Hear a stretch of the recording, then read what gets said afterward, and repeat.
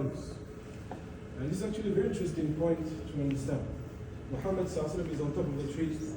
His father was called Abdullah, his grandfather Abdul Muttalib, the tribe of the Banu Hashim, right? It keeps going down all the way to Adnan.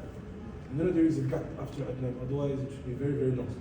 Until we come to the Prophet Ismail, the son of Ibrahim. So as you know, Ibrahim, we call him the father of the prophets, Abraham. He had two sons, one from Sarah, Ishaq, one from Hajar, Ismail. From Ishaq we have Jacob or Yaqub alayhi salam. From Yaqub we have Joseph, Yusuf alayhi salam. And it kept going with a lot of prophets, which all were sent to the children of Israel, the descendants of Yaqub alayhi salam, right? Until came the time of Isa or Jesus alayhi salam. All of the prophets were from that side of the tree. But from the side of Ismail, there was no prophets for a long, long time. We talk about centuries, right? And what we know is that in the previous revelations, there were notions and promises that has to be fulfilled of a blessed nation that shall come in the lineage of Ismail. You know the terms, the same way Allah blessed Ishaq, He shall also bless his brother with something special. And it was more. People were waiting for that, right? And it actually goes back to the story of Makkah itself. And if you know the story of Ismail with Zamzam and the Kaaba, and that Muhammad is the only prophet from that side of the tree, born in Mecca itself, completed the message, you get to understand his particularity.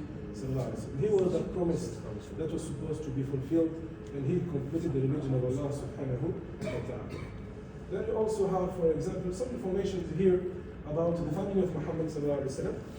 For example, as you should know, his mother was called Amina bint Wahab.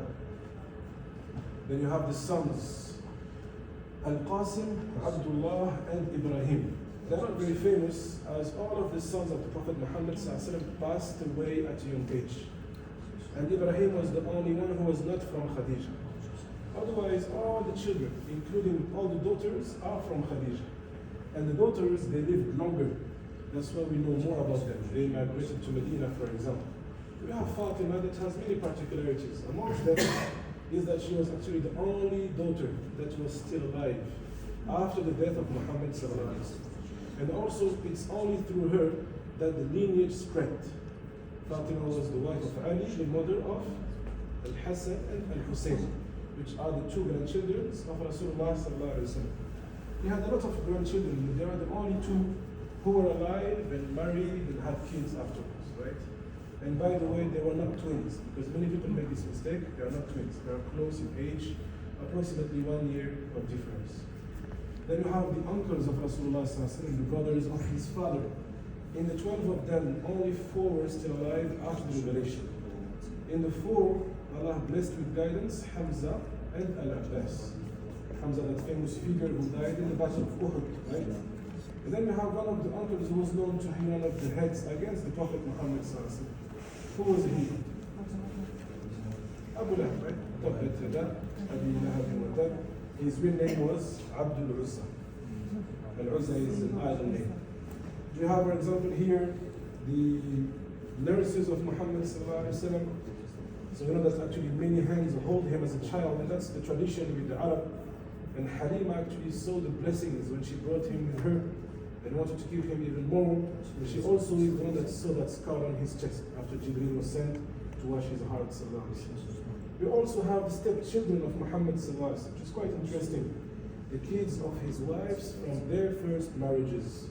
Because you know that Muhammad sallallahu alaihi wasallam married mostly widows. The only one who was not married before him was Aisha radiallahu anha. And you know that the Prophet sallallahu alaihi wasallam, he says, whoever takes care of the widow and the orphan is like the one who fights for the sake of Allah, prays the night and fasts the day. Something very beautiful, right? He was not simply preaching that, he actually applied it to its utmost level. And his marriage is not like us when you marry. He actually even had virtue in the way he was marrying Sallallahu. So these women who were widows and who had orphans with them, they became the mothers of the believers. That status that all the women wanted at the time. Any believing woman who was not married had loved to marry the Prophet Sallallahu. And Allah has chosen these women. Let's go forward.